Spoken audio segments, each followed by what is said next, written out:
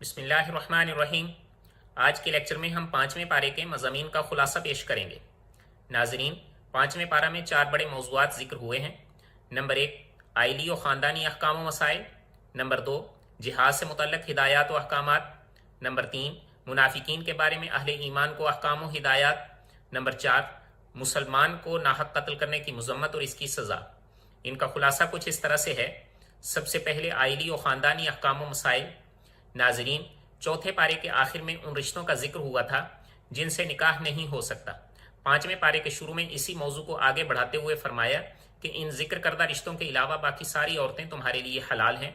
मुकर्रर ज़ाब्ते के मुताबिक महर अदा करके आप किसी भी पाकबाज औरत से निकाह करके अपने ख़ानदान की शुरुआत कर सकते हैं।